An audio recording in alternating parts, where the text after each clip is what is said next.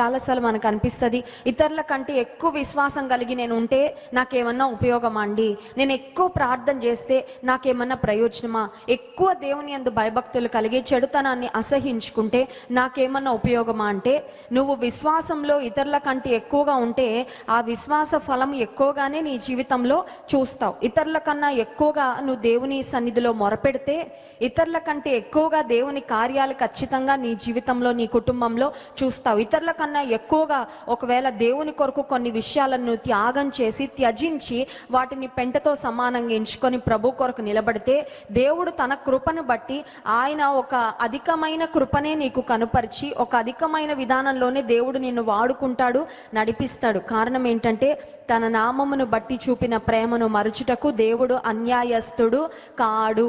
నేను ఎక్కువ దేవుని కొరకు బ్రతికితే ఎక్కువ ఫలం ఉంటుందా? ఉంటది.